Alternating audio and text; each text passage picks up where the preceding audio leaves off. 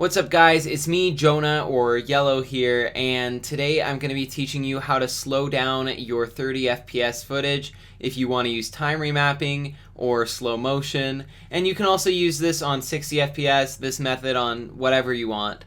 But I'm going to show you guys a bunch of different methods for how to do this, and then you can go slow down some footage and do what you need to do. Alright, let's jump into After Effects. Alright, so we are in After Effects now, and I'm just going to make a new composition. Normally when I make compositions, and this is part of it, is I do it in 24 frames per second.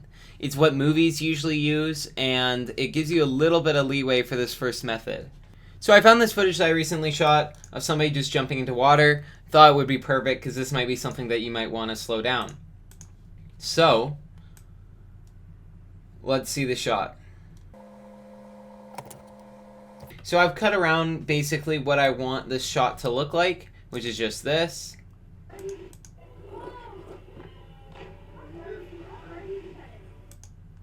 And that's just the regular footage. And so notice that it's shot in 29.97 or 30 FPS, which is where this first method will give you a little bit of room. So there's two ways to do this method. The first one is just to do a time stretch and then do the stretch factor of 125, which gives you a little bit of leeway because the composition is 24 frames per second and you have 30 frames. So it's basically just stretching out your frames all the way till the 24. So that gives us an extra like half a second, and you can see the difference. It's actually not bad for something that requires no additional software and is super easy to do. Now the other way to do this is to do time enable remapping, and then I'm going to make a keyframe at the beginning of what I want to start on and a keyframe at the very end. And then what I'm going to do is go into my keyframe editor, and we don't need this frame. And I'm basically going to stretch it till it's at 0.8 is the most that we can do. Now this helps if you want to do a speed ramp out of here. Then what you would do is slide this down until it's almost at the 0.81 or 0.8, and then you drag this speed ramp at the very end, and then you would have still smooth footage on a 24 FPS composition. So, and then say you want to speed out of there, whatever you want to do. Anyways, this is a method that I try to do the most because it's just the easiest. It requires no software, and as you're gonna see in a little bit, there's some other problems that might arise. So here is method number 2, and that is using Twixtor. So I have the same footage just cut up here. Let's remove this time enable time remapping. So this is the footage that I want to slow down. What I'm going to do for Twixtor is I'm actually going to pre-compose it real quick. It makes it a lot easier to use the Twixtor, and you don't have to move the time around, which you'll see in a second. So pre-compose this, and then what I'm going to do is I am going to look up Twixtor. Now, Twixtor is not a free program, so you can try Twixtor for free, or it does like cost a little bit of money if you do want to end up paying around $350 for it, or a little bit less if you are in the States. There are other ways of getting it not free, but I don't encourage that on this channel.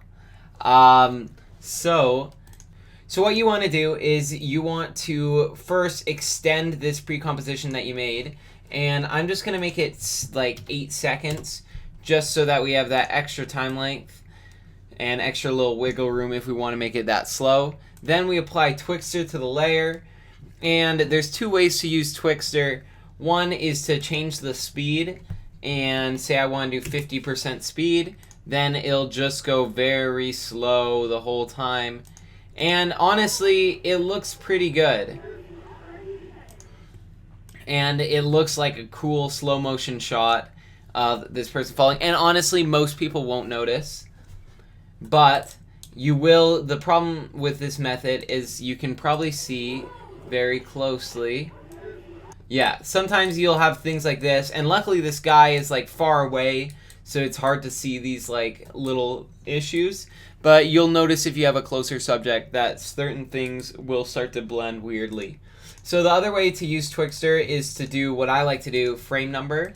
So what I like to start to do is find the start of wherever I want to have this clip, and then keyframe the frame number here.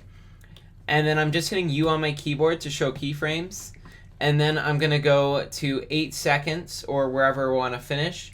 And then I'm just going to scrub along this footage. 90, I'm trying to find basically the end of the footage. So it's between 90 and 100.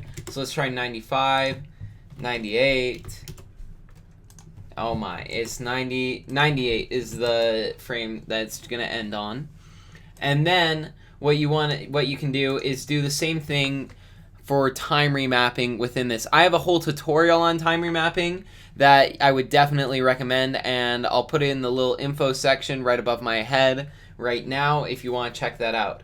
But anyway, say I wanted to have it slow down right before he hit the water, then I would maybe raise this up here and raise up here. And this 20 units per second was nice, is that actually means like 20 or 30 FPS. So we can have it start maybe a little bit slower than that, and then go very slow right as he's hitting the water, and then speed up again.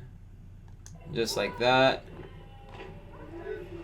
And then you really see here how slow it can get. I wouldn't recommend doing this any slower than 2 times, because then it starts to get a little bit wonky. But just remember, if you also have footage that was shot in a different frame rate than the one that I mentioned, then change your input frame rate to whatever that frame rate is. Also guys, there's something that I really want to quickly mention here about Twixtor, is that there's a lot of different ways for it to interpolate your frames. So you can kind of mess with this to all these different modes. I've had different success in different modes. Usually I use blend, but it's completely up to you, and if your scene looks awful, maybe try a different one. So that's the Twixtor method. This method I like to use pretty often, but honestly it just takes a lot longer to like pre-compose things, so I try to avoid it. I try to do everything as cleanly as possible. Anyways, here is the third method. The third method is Daynap, which is an external software. It'll cost you $8, and it basically uses AI to make frame rates longer. This is already like a last ditch. If you need this thing to be slow motion and Twixtor and After Effects are not working for you, then I would recommend using Daynap, but only for very small footage, because in my experience it crashes a ton. So I'll show you guys how I personally have used Daynap. So this is the Daynap window, and I should also mention that there's a lot of different programs that basically do the same thing that Daynap does, which is like interpolate your footage and using AI fill in those in between frames. So I haven't messed around with this too much, but basically the method I know is you select input files and then you select your video, and I would recommend cutting that video to just the moment that you want slowed down, because anything longer than maybe like 3 or 4 seconds, your computer's not going to be able to run it unless it's like a god computer. And then you choose your output folder, which I usually just I make a folder in my one of my drives, and then I'm able to just see all of my Daynap footage there. So some of the things that if you are having problems with it crashing all the time is I go to fix out of memory options and just downscale the video. Or you can split frames into seconds, which is a lot more complicated. I won't really get into this, but I would recommend using just a downscale video, because if it's 720p, it's not going to be that noticeable, and if it's just for one slow motion clip, I would say it's worth it. And then basically it usually will automatically interpolate ×2. If you want to do 4 times or 8 times, good luck. I wouldn't recommend it. And then it'll just automatically have double the FPS. So then when you're finished, all you have to do is just hit perform all steps, render, and well, I don't have a video loaded in here because I already did mine earlier, but I will jump into After Effects and I'll show you what that finished video looks like. here is that finished result, which I ended up downsizing it to 720p.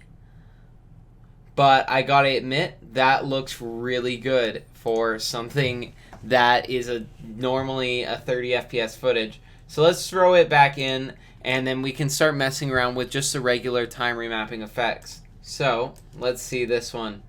So obviously it's 720p, so it just made it a little bit smaller for me. And I'm just going to change the resolution to playback to full. Yeah, wow, that is incredible. So I'm just going to enable time remapping, and I can stretch it out as much as I want now. Let's stretch it out so that we have it at 0.5 seconds. 5.1 is fine. And let's see this footage. That is pretty impressive, folks. And I actually can slow it down because it's 60 FPS. I'm going down into 24. I can actually stretch it a little bit more than 50 if I wanted to. So I'm gonna do that just to see. So Daynap is definitely very impressive with its abilities, but is it worth the time that it's going to take to get this outcome? And probably not for you, so I would wait and use this only as a last ditch option. Alright guys, so those are my 3 different methods for slowing down 30 FPS footage.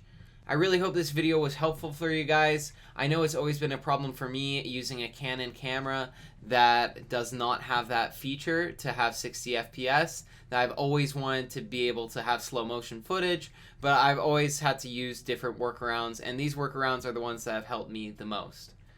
Alright, thank you for watching, and I'll see you guys in the next video.